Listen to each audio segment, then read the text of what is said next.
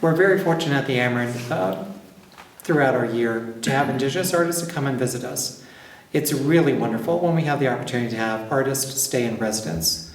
They contribute so much and become part of our family. Mr. Maktima here has been with us 3 different seasons now, and he's gotten to know all of us as we've gotten to know him. He shared his art, he shared his talent, he shared his story with all of our visitors. And the Artist in Residence program is a chance for all of us to grow closer together and make this community stronger, and we're so grateful that he's part of our family now. So Duane, we're so happy to have an exhibit of your work here at the Amerind. We have your jewelry, we have some of your sketches, we have some of your charcoal work, we have some of your sculptures like the piece behind you right now. All these pieces are tied together by the title you gave your exhibit, Singing My Song. For people who don't understand that, can you tell them what that title means to you? It's a metaphor for, I guess, in regards, I'm a child of the universe, and you know, we're always taught that, you know, the Great Spirit, who is the Sun Father, you know, you know, when he comes up in the morning, everybody, all the creatures greet him. And so we're like on the bottom of the totem pole, so to speak, in the probably the most prestigious part of life is the birds, the animals. So what do they do in the morning? When that sun's coming up, they start singing. So I think way back, and it is part of our traditional ceremonial beginning, is that there was songs sung in the morning. And so these songs are the songs that have made us who we are as Pueblo people. You know, the Hopis, the Pueblo people of New Mexico, my Laguna family. That's one of the things they honor is there's a song for everything. That's what they tell us. There's a song for ceremony. There's a song for all walks of life, and that we're emulating those animal spirits. And that's what makes us part of this universe and this world. So that's where I'm borrowing that from, that metaphor of it's, how would you say, it's me not necessarily singing a song, but through my hands, that's my song. That's the way, the metaphor, I guess, the analogy I'll use. You talked about the fact that when you were a young man and starting out in the 70s, silver and turquoise was everywhere.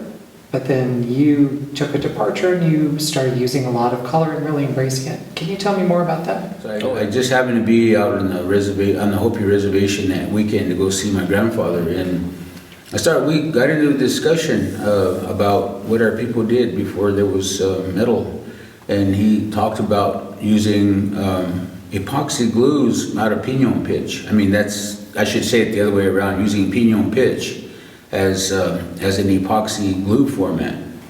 And I said, wow, that's interesting. How did they do that? And he goes, well, a long time ago, I've seen these men making these earrings. The Hopi girls wear them, you know, after they, you know, like when they go out and in public, they dress up, you know, and it's you know, they wear their hair a certain way when they're not married, and they really embellish themselves wearing their mother's nice turquoise necklaces or other types of stuff. But the earrings they're these simple mosaic wood earrings with turquoise inlaid on, little chips of turquoise inlaid on the face of it. So I was really curious, and he said, yeah, what you do is you get pinon pitch, and you put it on the fire in a little clay crucible, and it melts the pitch, and so that's your glue source. And you just put your pieces on there, then you take it on a sandstone rock and you grind it down, and then, you know, to where there's different grits of sandstone rock, of course, to find. So he said, I seen them do that, and there was a place out in Old Arabi where there was the rocks, you know, they would use that. They would go out there, and that's where they would do stuff like that.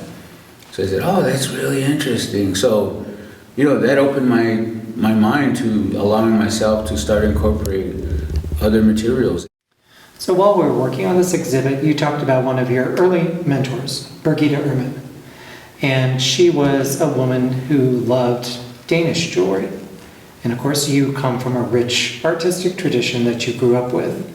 But you found some inspiration there. How do you bring those two different traditions together in your artwork? Well, I think the common thread of creativity runs through all cultures. And it was Brigida's excitement of when like I had mentioned, well, we were in the studio, I was really good friends with her son Niels. And I forgot to mention that Niels commissioned me to do a bracelet for him that's in the exhibit. And so with that bracelet, he kept saying, I can't wait to show this to my mother, because she's gonna really get excited about this. Sure enough, she was that kind of woman that just, when she saw art of any kind, and it would just excite her, or she would just flat out say, I don't like it.